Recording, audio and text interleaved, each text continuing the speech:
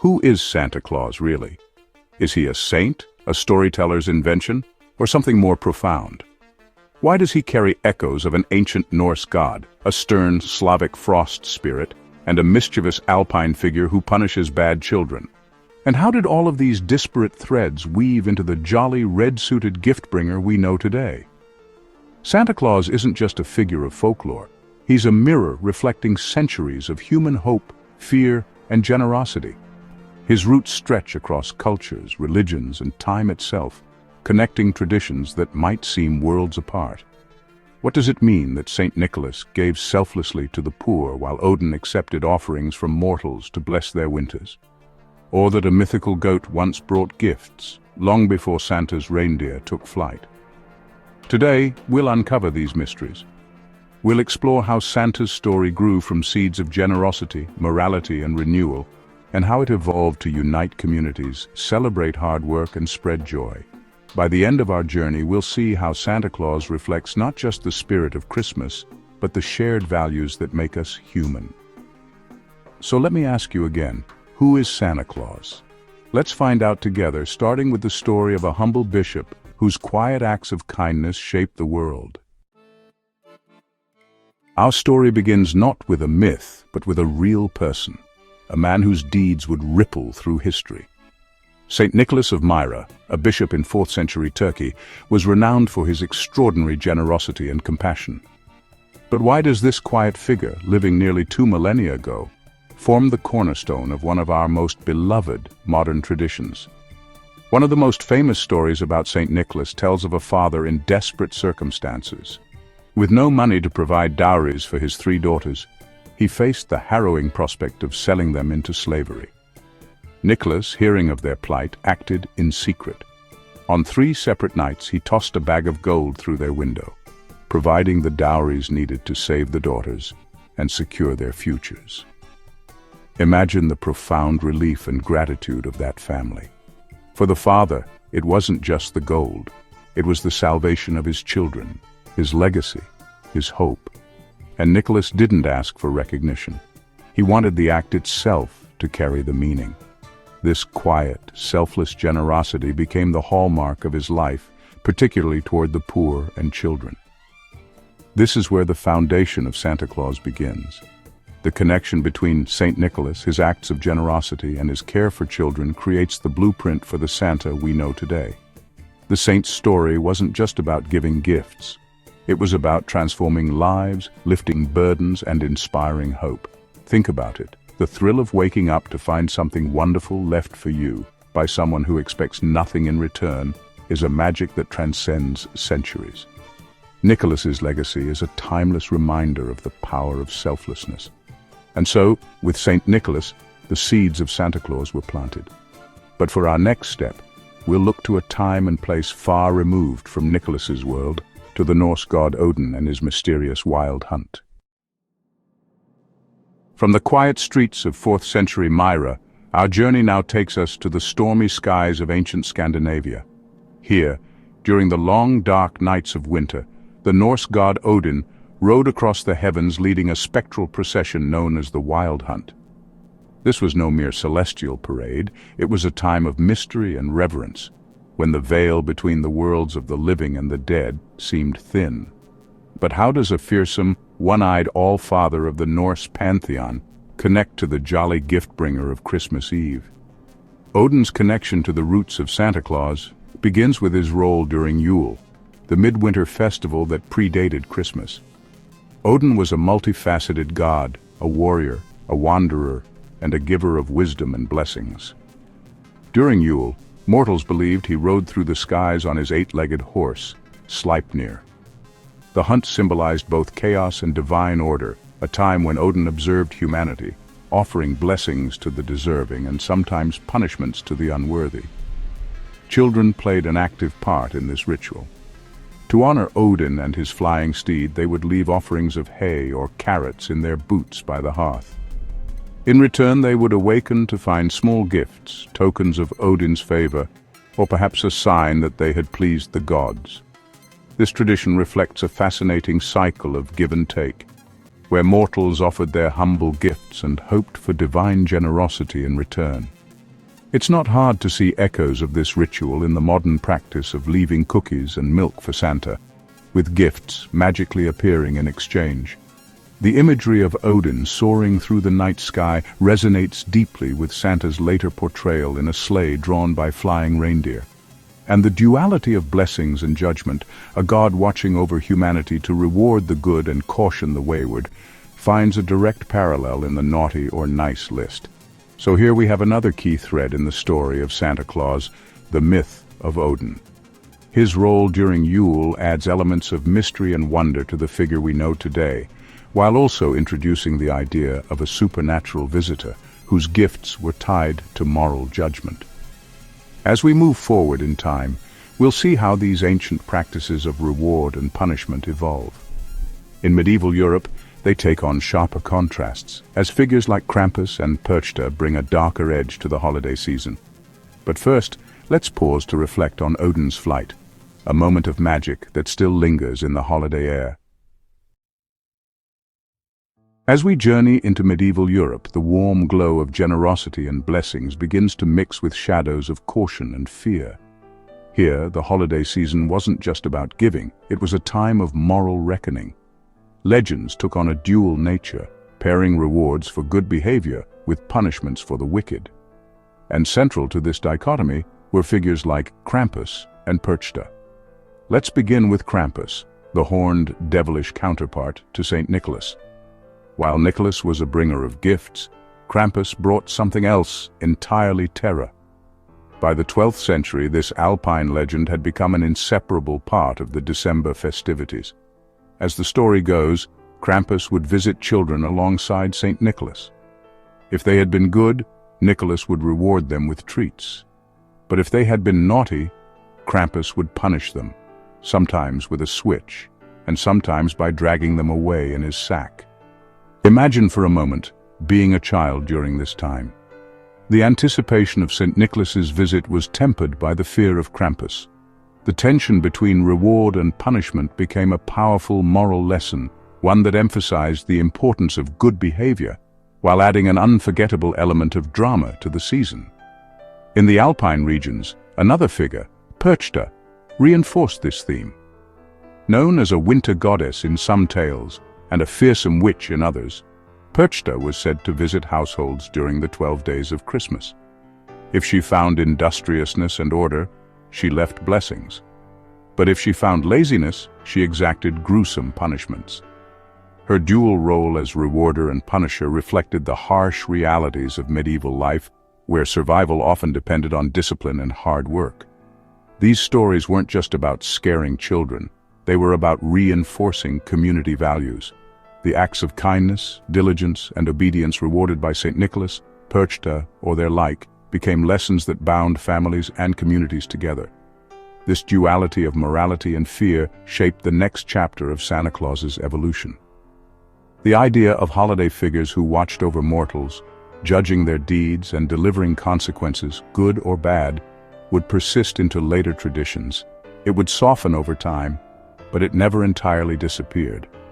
Today we still see echoes of this in the naughty or nice list. A kinder, gentler version of the moral reckoning Krampus and Pera once delivered. The holiday season isn't just about gifts. It's about reflecting on one's behavior and striving to do better. From these medieval stories, we inherit a richer, more complex understanding of Santa Claus as not just a giver of gifts, but also a reminder of morality. With Krampus and Pera, we see the introduction of accountability, an idea that would continue to evolve as the Santa mythos grew. Now let's travel to the Germanic heartlands, where another winter figure, Frahola, taught lessons about diligence and rewarded those who earned their blessings. As we step into the Germanic heartlands of the 13th to 15th centuries, we encounter Frahola, a figure who brought the lessons of diligence and the consequences of laziness to the forefront of winter folklore. Where earlier figures like Krampus and Pera emphasized morality through a mix of fear and reward, Frahola introduced the idea that hard work and dedication were the paths to blessings. Frahola, also known as Mother Hulda, was a character deeply rooted in Germanic mythology, and later absorbed into folklore. She was said to preside over the winter season, shaking out her featherbed to create snowfall in the mortal world. But her role extended far beyond weather-making. She was also a judge of human behavior, particularly of one's work ethic. In the stories, Frahola rewarded those who toiled diligently and punished those who shirked their duties. One of the most famous tales, preserved by the brothers Grimm, tells of two sisters, one industrious and kind, the other lazy and selfish. The hard-working sister, often referred to as Gold Mary, entered Frahola's realm and completed her tasks with care and devotion. As a reward, she was showered with gold. Her lazy sister, Pitch Mary, entered the same realm but neglected her duties. For her idleness, she was covered in pitch, a sticky tar-like substance that clung to her forever. This story wasn't just a simple fable, it carried moral weight. It reinforced the idea that rewards were earned through effort and discipline, while laziness led to lasting consequences. For medieval audiences who lived in a world where survival depended on hard work during harsh winters, this lesson resonated deeply. The connection between Frahola's judgment and the evolving Santa Claus figure lies in the emphasis on evaluating behavior. Where St. Nicholas offered generosity and figures like Krampus enforced morality through fear, Frahola introduced a retrospective lens. Her judgments were based on actions already completed, reflecting back on choices made and rewarding or punishing accordingly. Even today, we see this theme in Santa's role as a figure who knows when you've been sleeping and knows when you're awake. The idea of looking back over a year's behavior and delivering rewards or consequences, albeit in a much gentler form, traces its roots to figures like Frahola. As we move forward, the lessons of diligence and morality will continue to shape the evolving Santa mythos. But now, we turn our gaze to the Netherlands in the 16th century, where the figure of Sinterklaas began to emerge, bringing helpers, traditions, and new dimensions to the growing legend.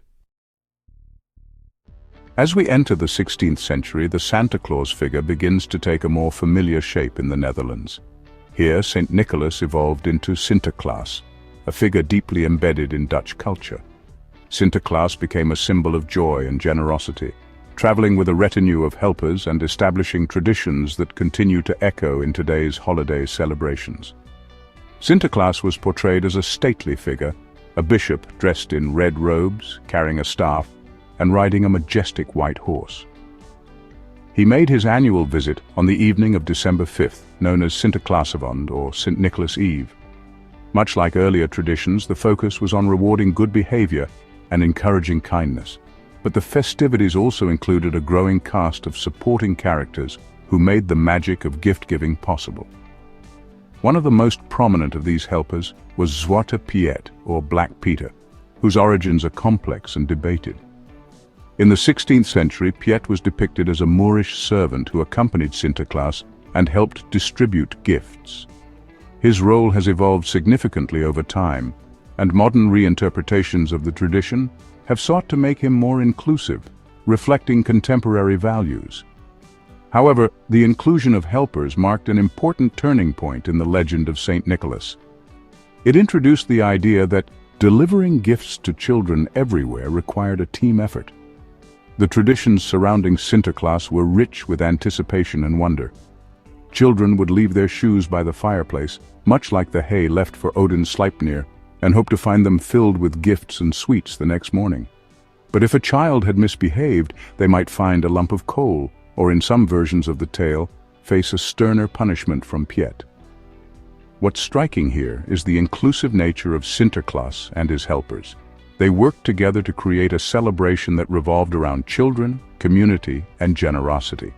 This emphasis on teamwork became a stepping stone for the later portrayal of Santa Claus, who would come to rely on his elves, Mrs. Claus, and his reindeer to spread joy worldwide. The arrival of Sinterklaas also introduced new logistical magic to the holiday mythos. How could one figure deliver gifts to so many children in one night? The answer, of course, lay in the combined efforts of Sinterklaas and his helpers.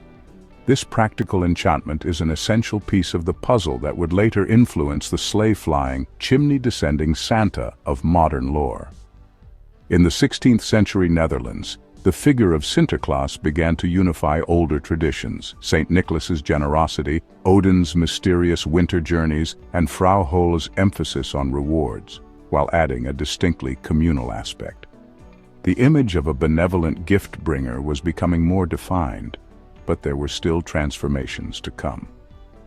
As we move into the 17th and 18th centuries, this evolving legend would cross borders and merge with Slavic traditions, introducing us to Dead Morose or Grandfather Frost, whose wintry presence added new layers of symbolism to the Santa Claus we know today.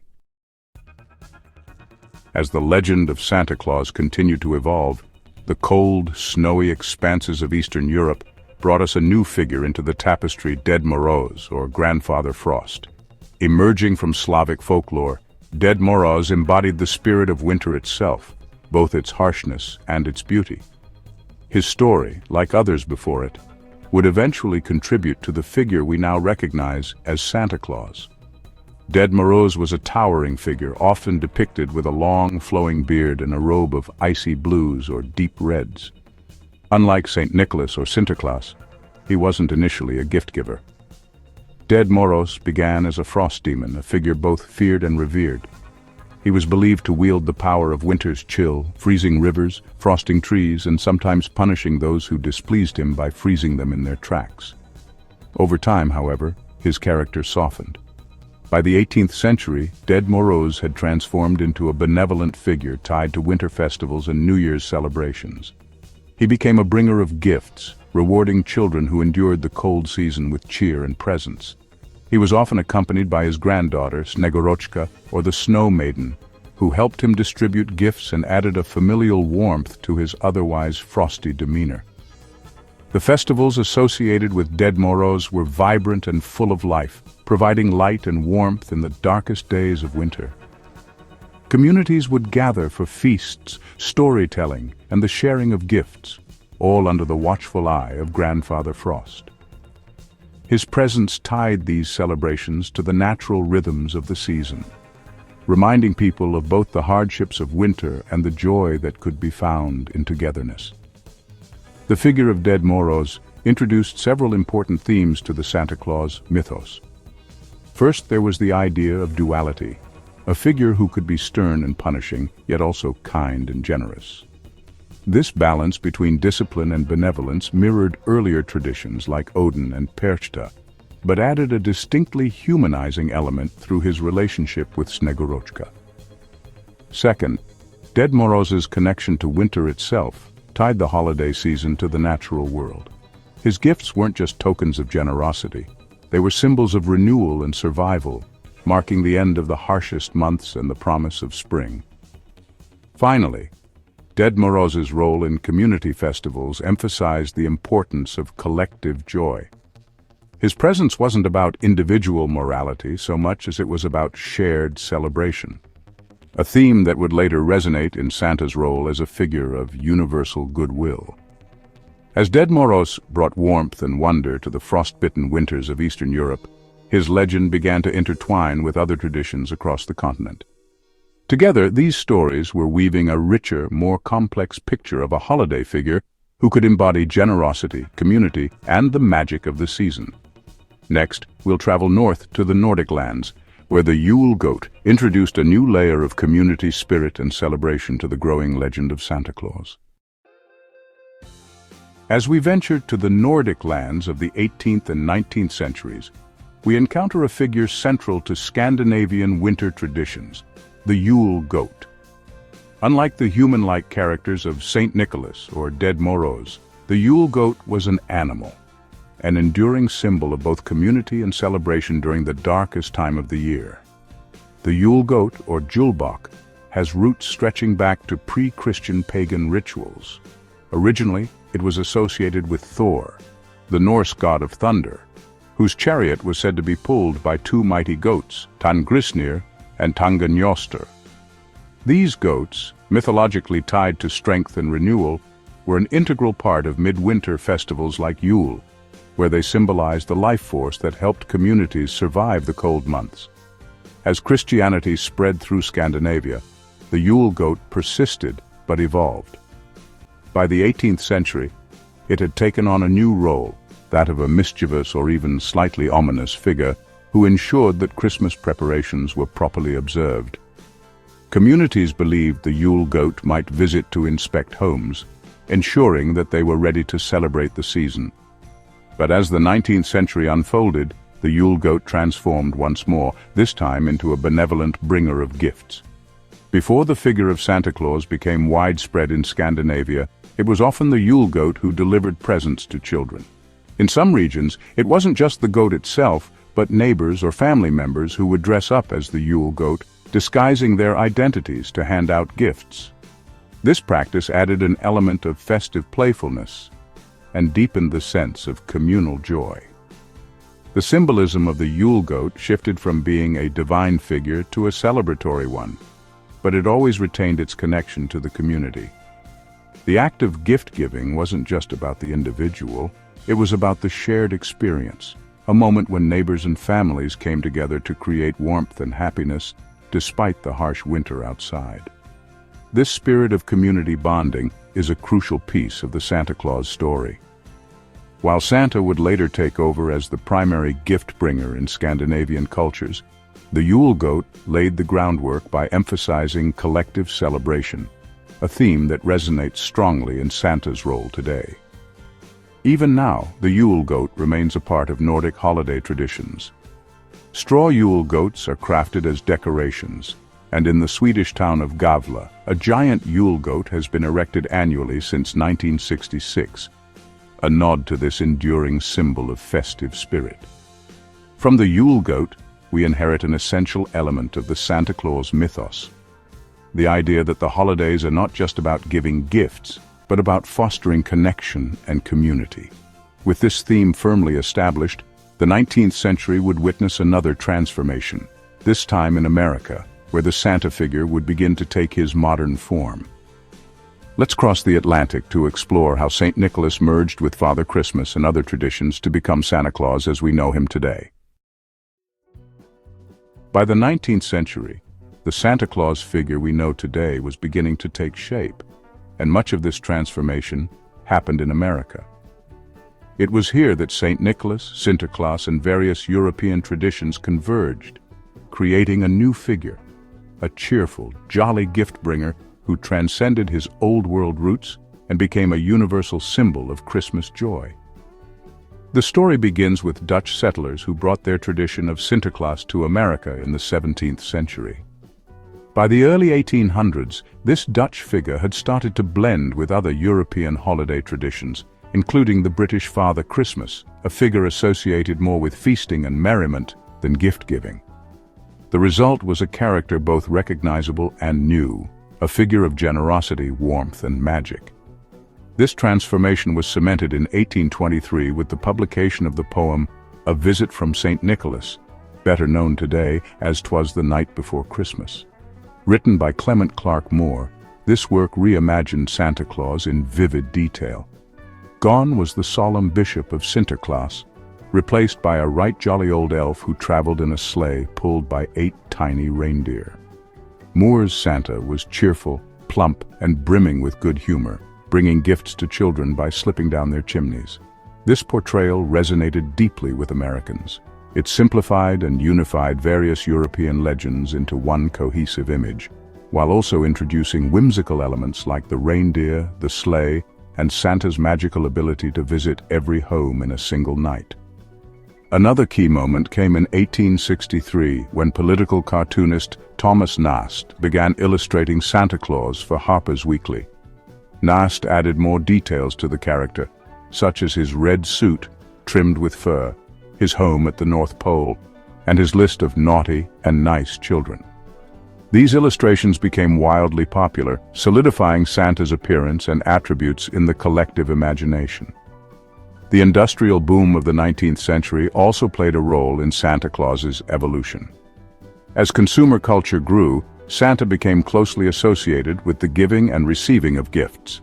Department stores began using Santa as a marketing tool, with live Santas appearing in stores to greet children. This commercial dimension ensured that Santa Claus was not only a beloved figure of folklore, but also a cultural icon tied to the holiday economy. By the end of the 19th century, Santa Claus had become distinctly American, yet he remained universal. He carried the generosity of St. Nicholas, the magic of Odin's wild hunt, the moral lessons of Krampus and Frahola, and the community spirit of the Ule Goat. What emerged was a figure who reflected the values of a growing, diverse nation: kindness, inclusivity, and joy. This period marks a crucial turning point in Santa's journey. His image had been refined and standardized, yet his story continued to evolve. As the 20th century dawned, Santa would step onto the global stage, becoming a unifying symbol across cultures and finding his final, iconic form. Let's now explore how this integration unfolded in the modern era, bringing us the Santa Claus we know and love today. As the 20th century dawned, Santa Claus transcended his American identity to become a global phenomenon. Through the power of art, media, and cultural exchange, Santa evolved into a unifying figure, one who embodied the spirit of kindness, community, and generosity across the world. The defining moment for Santa's global image came in the 1930s when artist Haddon Sundblom created a series of advertisements for Coca-Cola. These iconic illustrations depicted Santa as the plump, rosy-cheeked figure we recognize today, dressed in his red suit trimmed with white fur. Sundblom's work wasn't entirely new. It built on the Santa visualized by Thomas Nast in the 19th century, but it brought him to life in a way that resonated universally. The Coca-Cola campaign spread Santa's image far and wide, associating him with warmth, joy, and togetherness during the holiday season. But it wasn't just marketing that propelled Santa's global appeal. Advances in communication and transportation allowed his story to reach distant corners of the world, blending seamlessly with local traditions. In many cultures, Santa Claus adapted to fit existing winter celebrations while retaining his core identity as a giver of gifts. For example, in France, Santa merged with Père Noël, who delivers presents to children on Christmas Eve, often accompanied by his helper, Père Fouettard. In Italy, his presence blended with La Befana, a kindly witch who brings gifts on Epiphany. In Russia, the figure of dead Morose persisted, but his role became intertwined with the more cheerful and communal aspects of Santa's legend. Even in non-Christian regions, Santa found a place. In Japan, for instance, he is often associated with the commercial aspects of Christmas, embodying goodwill and celebration rather than religious significance. Santa became a symbol of universal festivity, transcending boundaries of faith and culture. The 20th century also saw Santa taking on the role of a moral and environmental advocate. Popular stories and films depicted him as a protector of childhood innocence, a defender of the North Pole, and even a symbol of hope during times of conflict. During World War II, Santa's image was used in propaganda to promote unity and cheer among soldiers and civilians alike. This global integration didn't erase the diverse traditions that contributed to Santa's evolution. It celebrated them. In many ways, Santa Claus became a mirror reflecting the unique values and customs of each culture while embodying universal ideals. By the close of the century, Santa Claus was no longer just a character from folklore. He was an icon, a figure who could inspire joy and generosity across borders.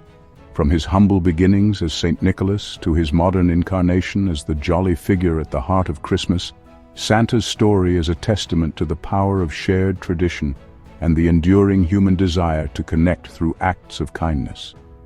As we conclude our journey, let us reflect on how Santa Claus, in all his forms, remains a living tradition.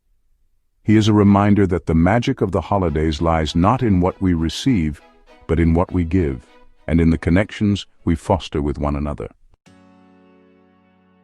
Through centuries of transformation, Santa Claus has become much more than a festive figure.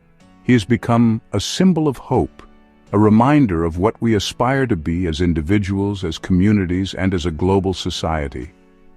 In every era, Santa reflects the spirit of the times, embodying the values we hold dear and the ideals we strive for. But what does this mean as we look toward the future? Santa's story reminds us that hope begins with generosity. Whether it was St. Nicholas tossing gold to save a family, the Ule Goat bringing joy to a village, or Santa's sleigh circling the globe to deliver gifts.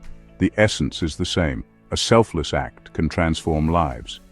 In a world often marked by division, Santa's legacy challenges us to give freely, to lift each other up, and to find joy in creating joy for others. He also symbolizes renewal, the belief that even in the darkest winters, there is light to be found. Santa's presence during the holiday season is a reassurance that kindness and connection can overcome the challenges we face. In times of uncertainty or hardship, he reminds us that the magic of giving and the warmth of community can rekindle hope. But Santa is not just a figure of the past or present. He is a guide for the future. As humanity moves into an age of immense change, Santa's message of inclusion and goodwill grows even more vital. He invites us to see beyond borders, beyond differences, and to embrace the common threads of generosity and care that unite us. In a world grappling with global challenges, Santa's story can inspire solutions rooted in empathy, cooperation, and a shared commitment to a better future.